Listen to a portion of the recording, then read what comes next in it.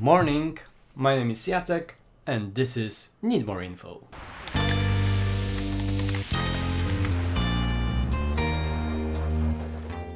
As you can already see in the title, I don't think Ghostwire Tokyo is a great game, but at the same time I really enjoyed it and I would like to see similar attempts in a gaming space.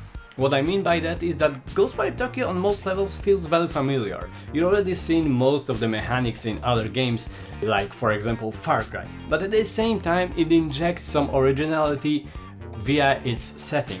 And in my opinion this makes the title feel worthwhile. But let's start from the basics. So as I said, this title is similar to Far Cry, so it's an open world FPS. So you've got map, you've got markers, side quests, things you've already seen in other games.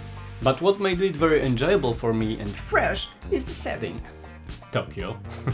And it's a very highly detailed digital version of Tokyo, and it really feels like you're there when you're exploring the city. On top of it there's this spooky atmosphere, the game takes place at night, there's this thick fog covering everything, and also it's constantly raining.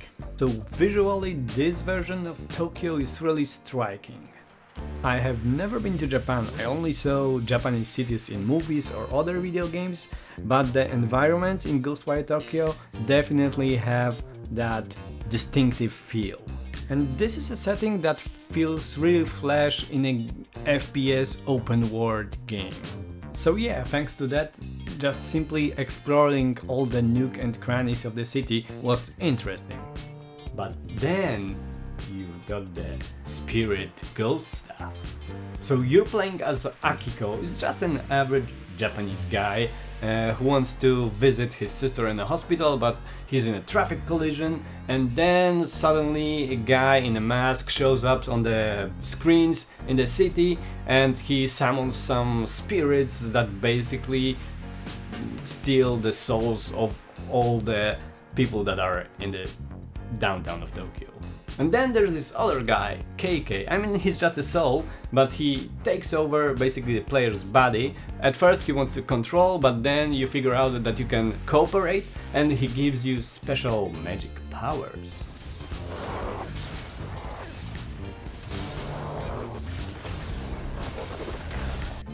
And those powers also what makes this game cool.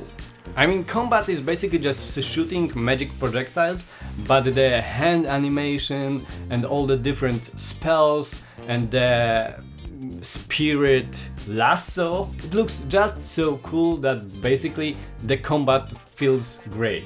Sure, it would be great if there were more synergies between all the different powers you have, but you know, just the particle effects and, as I mentioned, the hand animations make it so cool.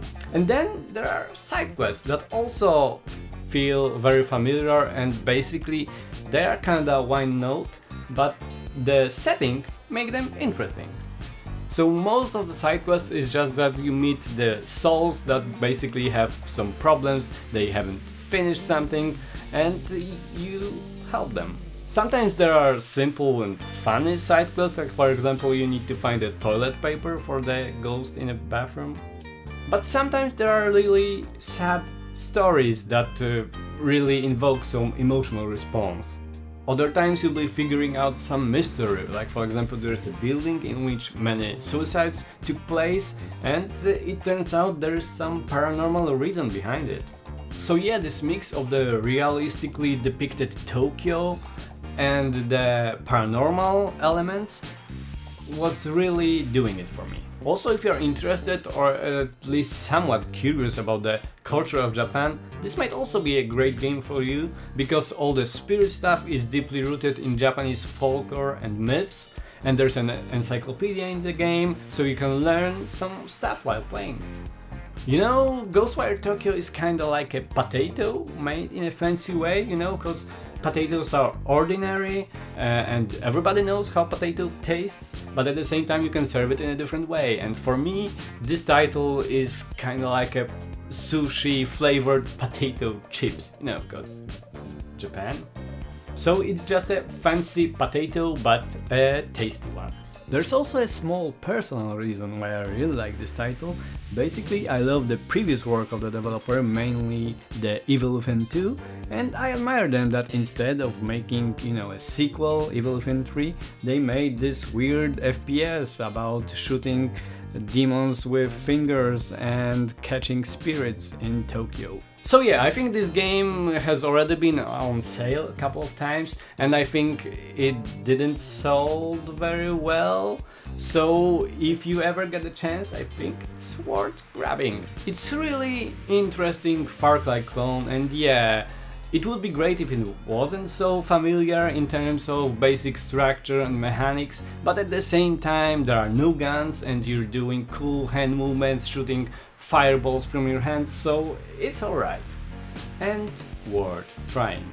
And with that, we're ending this first episode of Need More Info. If you liked it, please like and subscribe, and see you next time.